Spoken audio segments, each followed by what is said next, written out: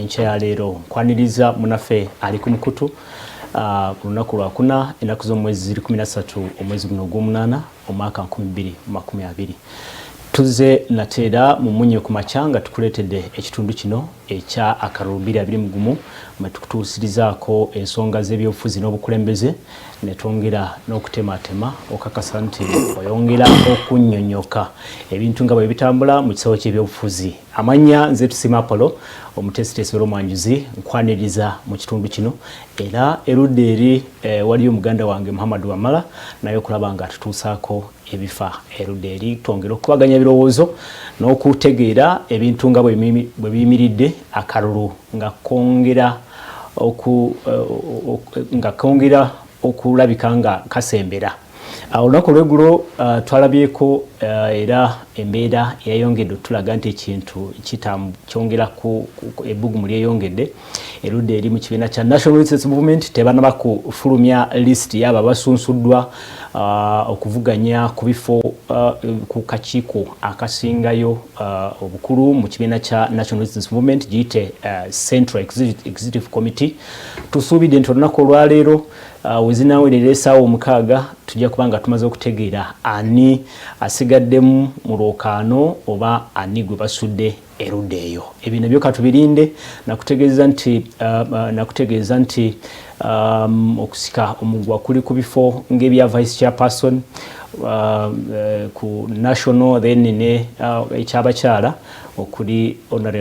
right honorable Rebecca Kadaga nga ate awavuddeyo honorable Pasis Namuganza okumuvuganya mu ntebe eyo. Erudde eri mu kibiina ekya Alliance for National Transformation NT ekikulemberwa General Mushamuntu naye twalabye ng'olunaku lw'eggulo batwanjulidde omupya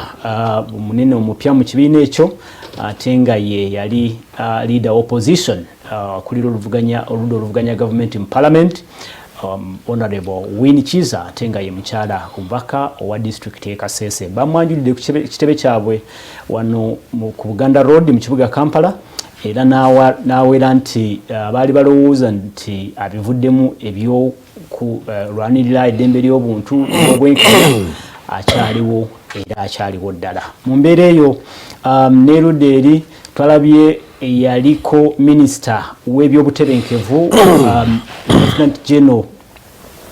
Henry Tumukunde naye yavuddeyo n'afulumya entegeka na mutayiika. Actually katugambe nti yalangiridde mu butongole wansi w'ekisinde kye ekya Renewed Uganda n'agamba nti omwo ajja okuyita okuvuganya n'agamba nti tewali kuwanaanya ajja kuvuganya His Excellency the President n'abalala bonna abanabeera nga beesowoddeyo okuvuganya ku ntebe nene ey'obwa President oba obukulembeze bw'eggwanga Uganda. Anyway, tugenda n'olwaleero okwongera okunnyonnyoka ensonga nga bwe ziri. Nja kuza erudde eri ewa Muhammad Wamala atutuuseeko omugenyi waffe enkya ya leero. Bwana Muhammad Wamala twanjulire Honorable Paul Mwiru nga y'omu ku abo abaakeegatta ku kibiina eky'ebyobufuzi ekya Alliance for National Transformation. Yes, Yalaba Soul TV nange nyongera kwongera yonna gy'osuze wasota ssebo wasota nnyabo. Nze Muhammad Wamala ate ffe tukedde ebitundu by'Ekirekwene bweyogerere okusinkana Honorable Paul Mwiru omubaka wa Jinja East. Alina ensonga nnyingi tugenda okubanga twogera naye saagala kunoona kadde konna njagala Honorable olamuseeko abalabi aba Soul TV tutandikirawo ensonga z'ebyobufuzi olunaku lwaleero. Bakadde baffe abatulaba mbalamusiza mu ngeri enjawulo njagala kulamusa abakama bange aba Jinja Municipality Constituency benkiikirira mu Parliament ya Uganda n'abantu bonna mu ggwanga okutwaliza wamu. Njagala mu ngeri enjawulo okusaasira ffe Abangirikaani olw'okubanga kyaki yaffe yateereddwa ku ddimwa mu ngeri enoonyezebwako nti okusaasira kuli ffenna gye tuli nga abakristaayo. Yesebo mbagaliza programu ennungi.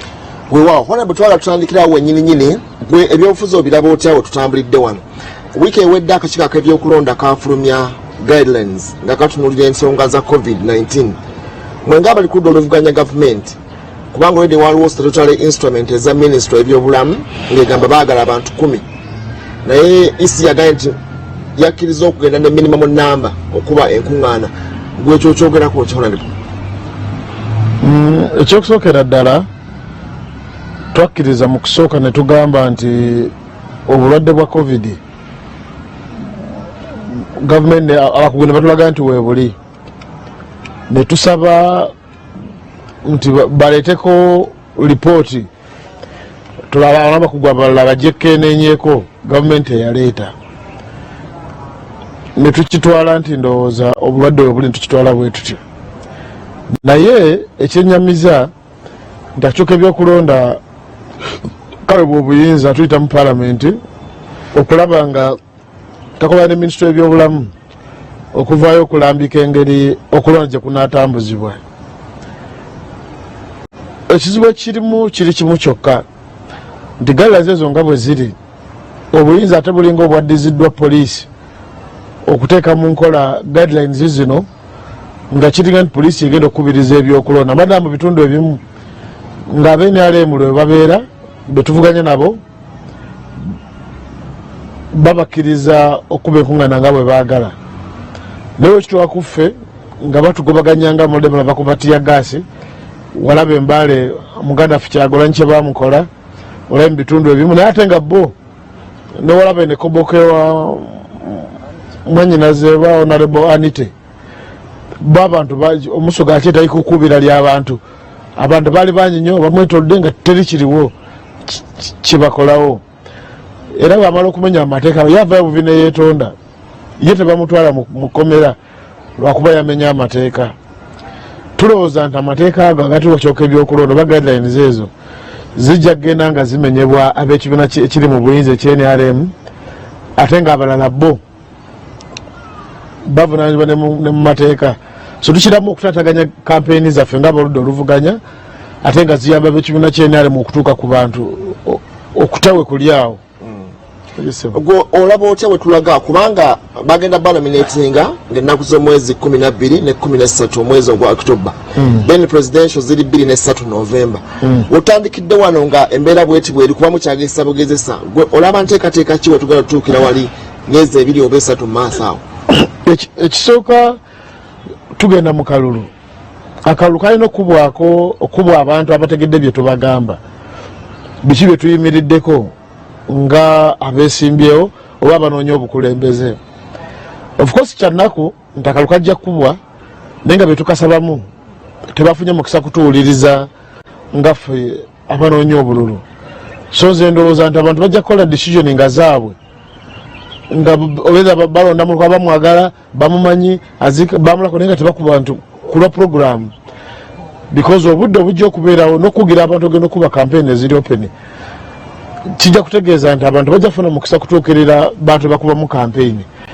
Kwa bw'ogenda mu lipooti eyalaga engeri abanoonya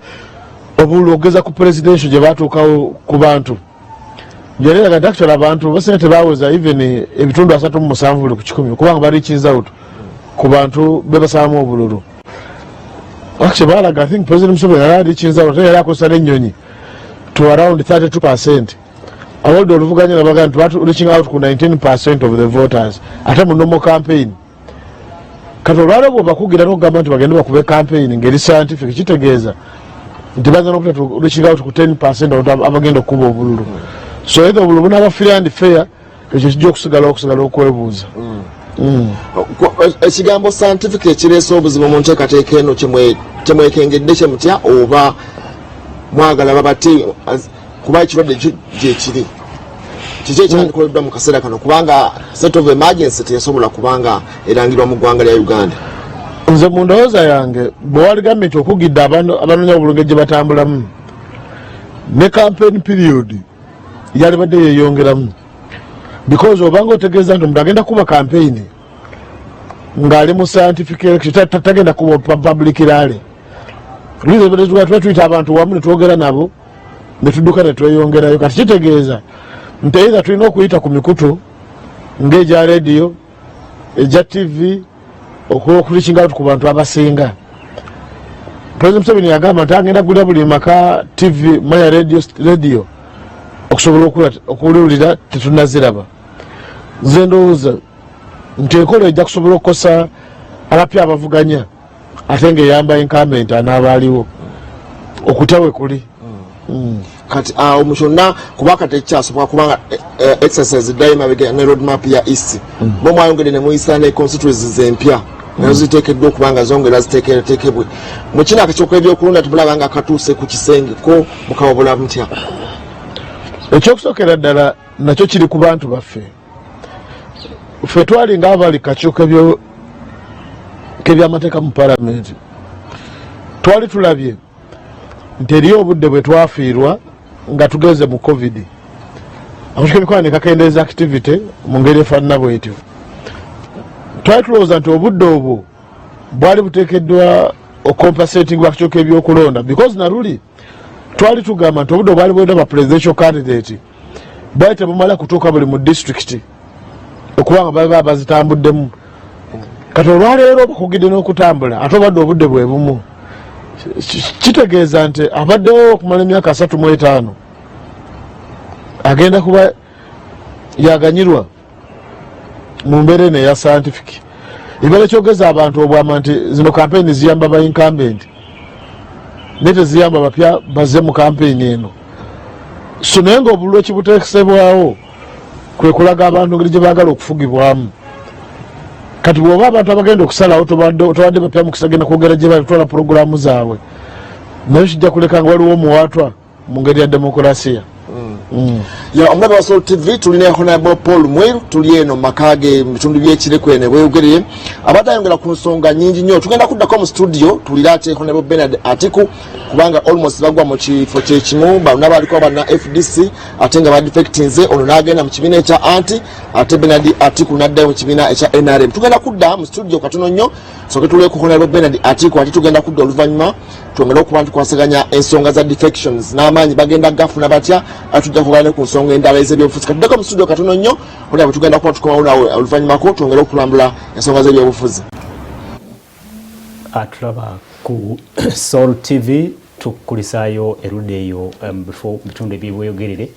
wali muganda wange Wamala Muhammad nga tusaako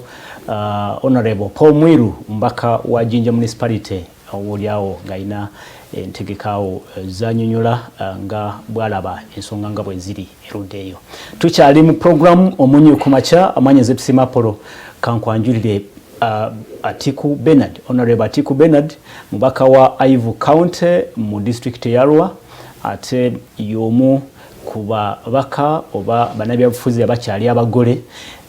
ennaku ntono nnyo kaawo yava yesoga ekibiina ekiri mu buyinza ekya National Resistance Movement nga aludde ali ku ludda olwa independent naye ate tetwerabira nti okusookera ddala era yali mu kibiina kya FDC mu ntegeka eyo we tunaatuukira mu kiseera kyajja kubanga atunyonyola obaolyawo kyamusikiriza okukola enkyukakyuka ezeyakoze mu kariya ye ebyobufuzi. Naye kankwanirize Honorable tukwaniriza ku Soul TV. Webale muganda wange okunyaniriza ku Soul TV gwe mulundi ogusoose ndowooza okutuula mu studio zammwe era mwebala okukola omulimu omulungi. Amina. Okuweereza eggwanga nga broadcaster. Okay. Yeah. Honorable owulidde ebigambo bya Honorable munno colleague Paul Mwiru nga alinga agamba nti obaolyawo akalulu kano wadde mukayingira kyandibanga tekasobola kubeera ground tesobola kubeera level. Agambye nti incumbents obaolyawo be bagenda okufuna upper hand abapya bandibanga tebagenda kufuna ekirungi nti goli incumbent. Kituufu akaseera ke tulimu si ke kaseera ka bulijjo oba akaseera ke tubadde tukubiramu akalulu okuva emabegako. Corona twamufuna mwaka guno naddala mu Uganda okuva mu mwezi ogwokusatu kutuuka nakakano akyeyongera mu bungi. N'olwekyo mu situation ng'eno buli omu alina okulaba nti ateekawo engeri y'okugenda mu maaso n'obulamu kati mu kaseera ka byobufuzi nga kano mwe tutera okugenda mu bantu kusaba akalulu oba okubanyonnyola biki bye tuyimiriddeko okusobola abantu okusobola okutuwa akalulu n'olwekyo nsuubira nti buli muntu buli mufuzi oba buli politician oba buli ebibiina bya obufuzi mu ggwanga bino okuteekawo enteekateeka ezigenda okubayamba okusobola okufuna oba okutuukirira abantu basobole okubawulira oba basobole okutegeera programs zaabwe n'olwekyo nga bwe tumanyi gavumenti eriwo yateekawo guidelines exactly okuva ku ministry ya byobulamu ne World Health Organization ffe nga parliament naffe twatunulira ensonga ezo ne tulaba engeri ki gye tusobola okuyambamu eggwanga okuva president bwe yateekawo directives ministry neteekawo guidelines kugamba ne electoral commission etunulira aba electoral commission si bakugu mu bino ebya covid ebyobulamu naffe ba politicians tetuli bakugu mu bino ebyaki ebya covid so kwegamba buli omu abadde atunulidde ki Ministry of Health okusobola okuyamba eggwanga engeri gye tunatambuzaamu akalulu mu kaseera kano n'olwekyo kiri eri ffe naddala abali mu byobufuzi oba abagenda okuvuganya okulaba nti tugoberera amateeka oba guidelines ministry zeetaddewo esagala gamba electoral commission zino guidelines zivudde okuva mu Ministry of Health n'olwekyo tulina okulaba nti tufitinga mu system eno empya okulaba nti tutuukirira abantu era n'okubuulira abantu nti eno y'ensonga egenda obeerese enkyukakyuka ku ngeri gye tugenda okubatuukirira oba tugenda kukozesa TV oba tugenda kukozesa amaradio oba kugamba oyinza n'okugenda mu bantu n'obagamba oba kambasange gye muli mu byalo n'obeera ng'olina mobile van oba otuula ku piki oba otuula mu motoka yo n'ogenda ng'oyogera ensonga z'obadde okola ki z'oyina nawulidde n'aba UCC bakkiriza bana b'ebizindaalo mu byalo community radio programs oba systems okuzikozesa so kati kiri ebitundu ebirina systems ezo okuzikozesa kati ffe ngaffe abaaruwa oba West Nile zino community radios tezibadde gino emizindaalo tegibadde common ate nga bw'otunulira engeri abantu gye manya settlingzemu ziri scattered amaka gali distant okuva buli kaŋŋambe amaka ngeri gye gasettlingzemu n'olwekyo tulina okulaba system ki ate ekiyamba kiri nti abantu b'engulu bawuliriza nnyo radio so tulina okulaba engeri UCC ne gavumenti gyejja okukola ki okukendezaako ku miwendo okusobola okukkiriza okusobozesa buli eyenyigidde mu byobufuzi okusobola okutuukirira abantu nga ayita mu radio so far olaba nga bubonero ki oba okusinziira ku bubonero obuliwo olaba nga mwe bannabyabufuzi nga mulina contending interests ezammwe n'ezibiina byammwe by'ebyobufuzi olaba nga kinaasoboka guidelines zino okugonderwa n'okutambulirako bw'otunira society yaffe mulimu abaasoma mulimu abaataasoma mulimu abali awo wakati mulimu n'abamenyi b'amateeka so situation political interests zitera nnyo overriding interests kituufu naye kati kiri eri ffe okubuulira abantu nti situation eriwo tejja kwetaagisa kweyisa nga bwe tubadde tweyisa bulijjo kuba kano akalwadde nga bwe tulabye ennaku zino eziyise emiwendo gigenda gyeyongera ate kati wetwogerera waliwo community infections kiba kitegeeza nti tulina okwegendereza nnyo engeri gye tweyisamu mu kaseera kano kiri eri ggwe eyenyigidde mu process eno ya politics kuba oyinza okugendamu nga owagira omuntu gwowagira novaayo n'obulwadde n'obutwalira family oba omuntu ayagala akalulu okuva eri ggwe n'abakuŋŋaanya n'agamba akalwadde tekaliiwo mugenda okuŋŋaanya ekyokulonda nekigenda okutuuka nga mwenna muli balwadde bali mu quarantine. So kiri eri ffe ffenna okulaba nti akaseera kano tugoberera amateeka abakugu ab'ebyobulamu be batulagidde okugoberera. Oyogera ki ku kyetwalabye ate ku muliraano ogwo mu bitundu ebyekoboko? Minisita wadde yavuddeyo neyeetonda abuulyawo ekyo tekiriko akabonero ak'enjawulo kekifulumya eri abakulembeze n'okusingira ddala ekibiina kya NRM kyewamaze dda okwesoga nti mwe obuulyawo temukwatibwako temugambwako muli banantabugambibwako. Ekyo kifaananyi kibadde kya buswavu nnyo era nkivumirira era nkubiriza abantu ba kitundu ky'e Koboko nga bwe baliraanye South Sudan ate awali obulwadde buno nti tugezeko okweyisa obulungi kuba bwe tuyingiza akalwadde e Koboko kiba kitegeeza n'eggwanga lyonna kuba abantu batambula okuva e Koboko ne bajja e Kampala okusuubula ate ne bavaayo ne baddayo. So kirungi nti ani teyavuddeyo neyeetonda naye tekimala kuba minisita mulamba era y'omu ku muntu alina okulaga ekyokulabirako era nsuubira nti ne NRM party gye neesoze ennaku eziwedde ejja kulaba nti etuuza abacandidates naddala ani tenne munne gwavuganya naye oba gwe bavuganya nabo Koboko okwongera okubabuulirira engeri gye balina okweyisaamu kuba kiri eri ffe guno omuliro oguli mu bawagizi guva mu ffe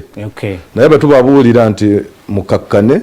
kino kyetugenda okukola oba kyetulina okukola kirina okuyitira mu mitendera gino bakigoberera. N'olwekyo nsuubira nti NRM party ejja kwongera okunyweza amateeka gano oba okulaba nti buli yenominatinze okubeera mubaka oba mu kifo kyonna kyagenda okwesimbawo mu kamyufu agoberera buli guideline electoral commission ne ministry of health zeyataddewo. Alright, honorable tugende ku nsonga ey'okusala nekuwasazeewo obaolyawo bangi badde tebakisuubira onova eri mu FDC n'ojja independent kati omaliriza ng'oli mu kibiina ekya NRM ekiri mu buyinza. Kino saali kirabye nga okusala eddiiro kuba kituufu nali wa FDC okuva lwe navaamu mu university okuyingira ebyobufuzi nga district councillor Arua n'okujja mu parliament ey'omwenda nagira ku bendera ya FDC era ne tufuna obutategeraganya wakati awo mu 2015 ne sifuna bwenkanya okuva mu party mu kibiina n'ensalawo okuyimirira ku independent nawangula era parliament ye-10 gye ndimu kati ndinga independent naye mabega kwawo aba FDC bantuukirira ne bampa ekifo kya kubeera shadow minister for defence and veteran affairs omulimu gwenkoze okutuuka Monday eri ewedde bwe nalekulira ngamba kati akaseera kano akatuuse ak'ebyobufuzi ngenda kubeerako ne party ndi mu kulooza oba ogezaako okulaba okwepositioninga obulungi ku kibiina ku bibiina byonna byendabye walabye nga NRM yesinga kati NRM sigaba ku Salt TV katono nnyo tuli mu program omunye ku makya amanye zetusimapolo mu studios ndine honorable Bernard Atiku yembaka mulonde yembaka kati yembaka wa Ayivu County Marua District songa aterude eri tuline honorable Paul Mwiru gabona betuchaziza enkyalero bagole mu bina byabwe ebijja oli yamalade okwesoga ANT so nga ate gwenina mu studios yamaze dda naye okusalawo okwesoga ekibiina kya National Resistance Movement. Tugendako mukumulamu katono bwe tukomawo Honorable Bernard Atiku ajja kubanga atubuulira obuulyawo byamusikiriza okuyingira ekibiina kya NRM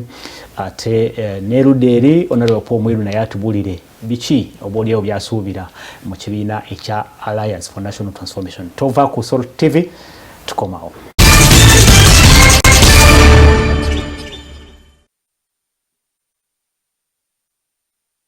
Program Omonyo kumacha nga tuli mu kitundu ekya Kalulu 221 mwe tunulira ensonga z'ebyobufuzi ne tuleeta abakwatibwa kw'ensonga ne basobola okunyonyola butya bwekiyimiridde mu kisawo ky'ebyobufuzi. Enkyaleero manya nze Tusima Apollo mu studios ndine Honorable Bernard Atiku yembaka owa ekitundu ekya Yivu County mu Arua District nga ayongera okutunyonyola abadde ategeeza lwaki obuulyawo yasalawo juzi n'agamba nti ka mbereko n'ennyumba twogera ku kibiina kya National Resistance Movement nga bwe twalabye wiiki ewedde nga asalawo okwesoga ekibiina ekya National Resistance Movement. Honorable Bernard, genda maaso otubuulire usinziira ku ki okugenda mu NRM walimu FDC independent oyisoze NRM webuuzo bingi bagamba nti NRM mu kiseera kino kisooka kiri nti okuva Uganda bwe yakkiriza ebibiina by'obufuzi okutandika okwenyigira mu ebyobukulembeze era NRM yali emu ku bibiina bino okuva bwe bateekawo enkyukakyuka nga Mass Party oba katugambe nga bwe yali movement okukyuka okubeera party era twaliwo abamu nga tukyali bato twatandikira awo era FDC oba ebyobufuzi bwe byagenda bikyuka nga nkyali mu university awo nali mu reform agenda nga ffe tuwagira Besigye okuva bwe yadda okuva South Africa mu 2006 we nayingira ebyobufuzi okutandika nga kansala mu district ya Arua ku bendera ya FDC era nenzijja nga kugamba nga omuvubuka omuto nga ngenda njiga biki ebikolebwa mu byobufuzi era nga ntunulira nga abadde mu opposition otunulira ekibiina ky'olimu n'otunulira ekibiina kyemuvuganya nakyo n'okola assessment n'olaba amaanyi agali mu buli kibiina nagenza okulaba nga NRM erabika ekyaliwo nga ate ekitundu kyenvaamu kivudde kibonyebonye nnyo okuva lwe twafuna obwetwaze kutuuka nakakano mu kaseera ka NRM mwe tulabidde ebyokuzimba eggwanga naddala okukulaakulanya ekitundu kya Arua tuzze tulaba Arua nga bwekulaakulana ekkubo okutitamakinga wenjogerera kati amasanyalaze Arua West Nile kyekitundu ekibadde kitayina amasanyalaze agamala wenjogerera kati tukyakozesa generator tulina mini hydro station enyagaka efulumya amasanyalaze 1.5 megawatts zokka matono so kugamba ebyenkulaakulana bibadde bikyali mabega nnyo teri makolero amanene ngaagali wano mu Kampala oba mu Central Region ngabo bolaba ejjinja bolaba embalala kwegamba kituziza emabega nnyo naye wenjogerera kati ekyo kyetubadde tulwanirira government ekitaddemu ensimbi baatuwa $100 million ministry ya masanyalaze okusobola connectinga ekitundu kya West Nile ku national grid so bw'oteekako ekkubo n'amasanyalaze ezo z'ensonga ebbiri zokka ze tubadde tulinda ng'abantu ba West Nile. Kati bigenda kutuukirizibwa. Twafuna university, Muni University. Twafuna ensimbi ezigenda okukola sewage line kugamba sente ezizimba akatale akanene kugana ebirala. Kati bwe tunuulira engeri government gyetandise okukolamu ku lwange kinkakatako okulaba nti nange nfunako wenkwatira nembanga nina okutu n'amaaso webagabira. Walabye ng'ekyo tekisoboka kukolebwa nga oli ku ludda oluvuganya oba oli independent? Nga bondabye mu nkola eyange era mbadde nkola na system siina nnyo bya kugamba omuntu bantunuulira ayinza okulowooza nti mbadde nkolagana nnyo ne government naye ng'ekituufu kiri nti bwe baba bamaze okuwa obuyinza ng'omukulembeze w'abantu olina okutuukirira gavumenti okulaba nti ki bawulira ensonga z'olina ote n'ofuna z'ofunyeeyo n'otwala kyova olaba teri mufuzi avumirira enkulaakulana kuba buli kimu kiva mu ki gavumenti eriwo mu buyinza. N'olwekyo nze ku lwange nalabye nga ekyamagezi era ekijja okutuyamba ennyo okukolagana ne NRM nga ndi munda nga siri bweru nga tebantunulira n'amaaso gandali okulaba nti ki nti ono memba waffe ensonga ezituluma ngeri gye mbadde mbiisa oluusi ne bitatuuka ku luno kati ndi memba ngenda kubeera wali munda ensonga nzituuse. Wakikoze ku lwa enkulaakulana y'ekitundu kyokiikirira? Kituufu tekiri waliwo abasala eddiiro nga bamaze obbagula oba bamaze obbawaayo ku nsimbi simanyi naye ntera biwulira naye ku luno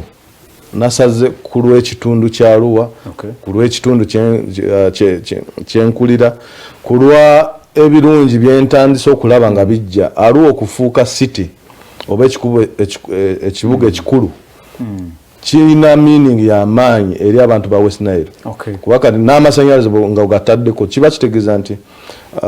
amakolero gagenda nago okukola ki ogenda West Nile kuba akatale ke tulina Congo akatale ke tulina South Sudan akatale ke tulina Central African Republic kanene nnyo naye kijja kuba kya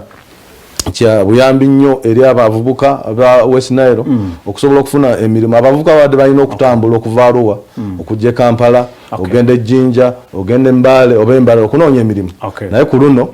tugenda kubeera n'ebintu ebyo ng'oli mu kintu mwennyini. Ndi mu kintu ng'ate nga nange ninawe mbagayidingira nti ebintu bijja makolero gajja mutandika okwetegeka okukola ki okukola mu makolero agagenda okujja. Alright, ali ku Soul TV bwetyo bwetambula mu program Omunnyo ku makya. Honorable Bernard Atiku ali naffe mu studios.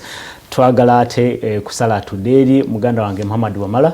tuwulirize ate ye Paul Mwiru ye kiki oba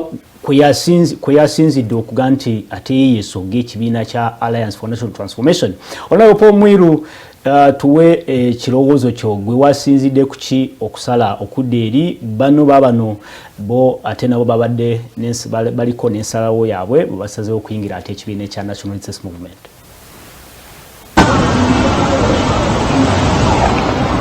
Webale nyekisooka ebyo nabyogera dda n'ebiggwa sina kituufu nga bugende ndi mugenyi mu kujoininga ekibiina yefe abaatandika wayiseewo ndowooza almost omwezi mulamba so ago ku saidi yange ndowooza tekikyali kipe naye bw'eba eriyo omuntu ataawulira oba ataategeera lwaki twasala ekibiina akirenze lwaki nasala tekyali nsonga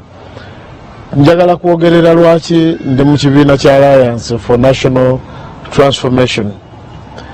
Bw'otunulira ekibiina bwe kyali kisengekebwa kyetegereza obuzibu obuze nga bubeera mu bibiina ebyenjawulo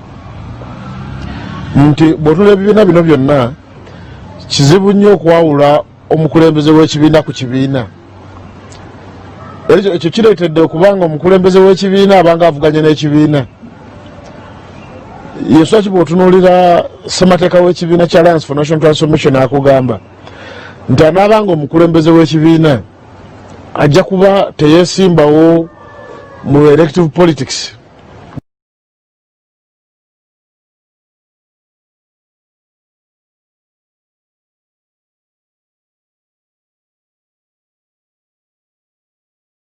Jabanga tumukomyawo twongere okutegeera obuulyawo biki byasuubira mu kibiina kyeyakeesoga ekya Alliance for National Transformation. Tuli mu programu munnyo ku makya mu studios ndine Honorable Paul Bernard Atiku songa erudde eri tuli ne Honorable Paul Mwiru mbaka owa Jinja Municipality mu Parliament. Twongera kwetegereza ensonga katono nnyo Bernard. Honorable Paul Mwiru agamba nti obuulyawo yagenza okutunula yenge ebibiina tebiriiko njawulo mukulembeze n'ekibiina general aga nti ebibiina biri mu nsawo z'abantu ebyebisinga byonna ebyo ebyammwe. Kituufu nga bw'ayogedde Paul abantu bangi oba abakulembeze bangi bazze bava mu NRM ne badda mu parties endala, abalala bazze bava mu opposition ne badda mu NRM, abalala bakolagana ne NRM nga tebagyesoze. Kwegamba politics wa Uganda naddala demokrasia akyali mu stage y'okukula. N'olwekyo olina okusuubiramu ekyo. FDC ebaddewo okuva ku mwaka gwa 2004 kutuuka kati wayisewo emyaka giijo. Kitegeeza nti ne FDC watuuka akaseera omuntu oba abagibaddemu ne barealizing awali weaknesses, bw'obeera nga nze yakulira mu FDC oba yakulira mu NRM najja n'ayambala esaati ya oba n'akwata bendera ya FDC. Okugamba ogenda n'otuuka akaseera n'okolamu evaluation ne weebuuza kino ekibiina we kiri kinaatutwala gye twagala okugenda ng'eggwanga oba tekitutuuse.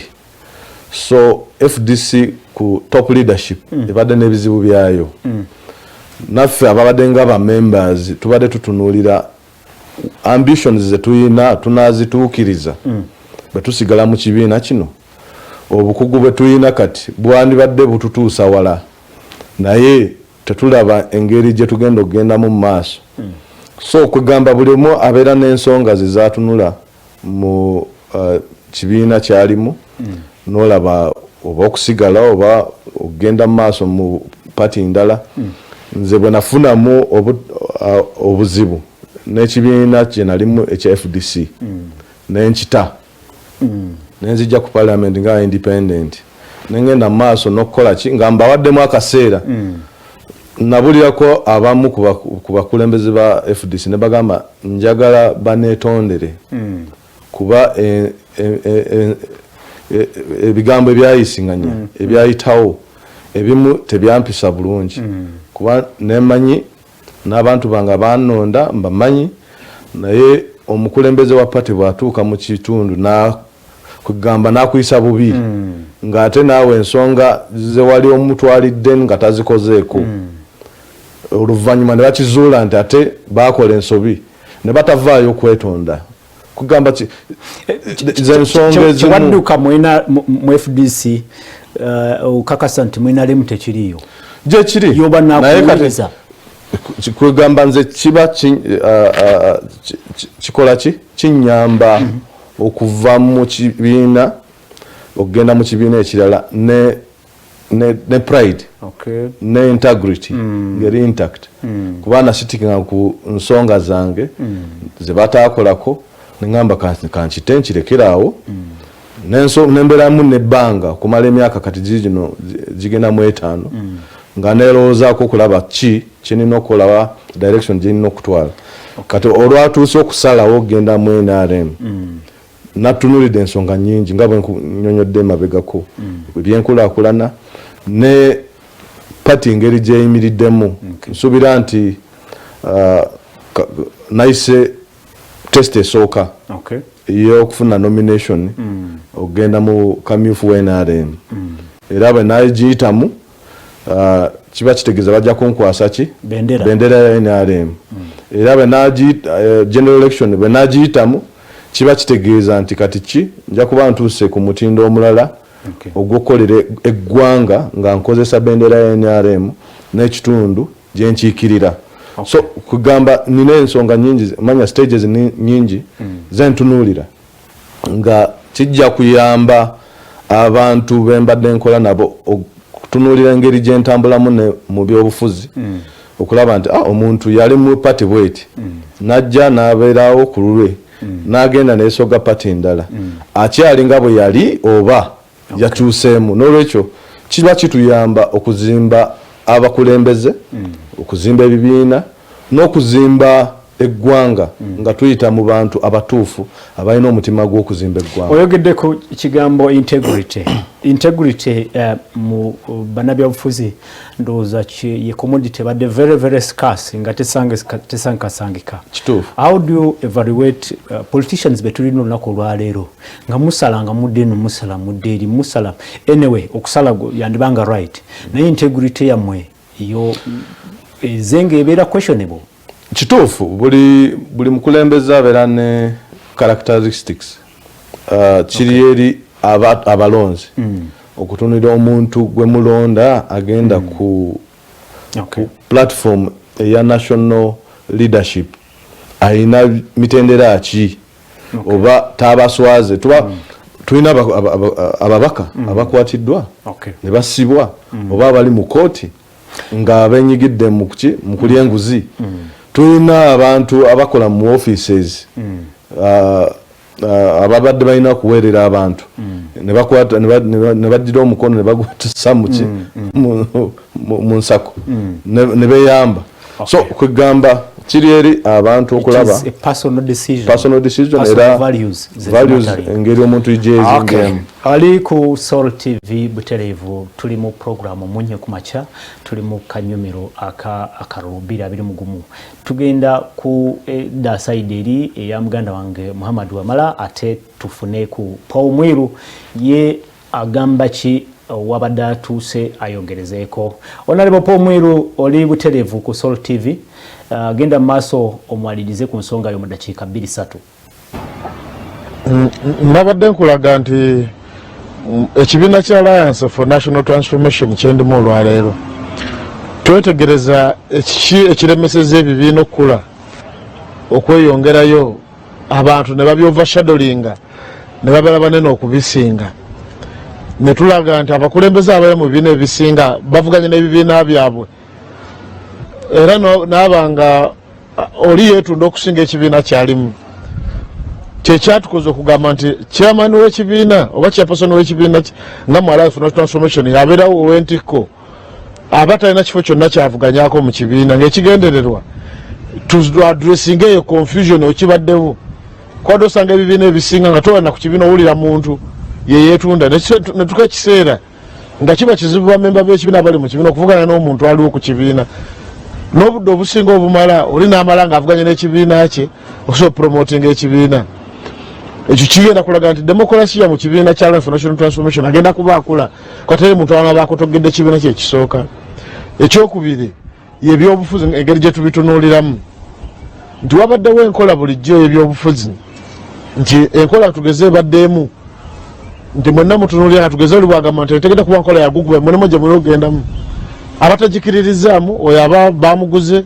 takiza mu kibakola ffe tugaa nti afe enkola yaffe ffe tukkiriza mu byombi muguguba n'okutegeka. So tukiteeka essiira mu bantu batumanye nti tetulina kutwala buyinza bwokka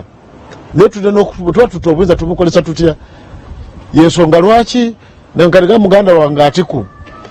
nti singa twaliba omukisa ne tuzimba mangu teyaligenza ate nagenda mu kwegatta ku kintu kyabadde awakanya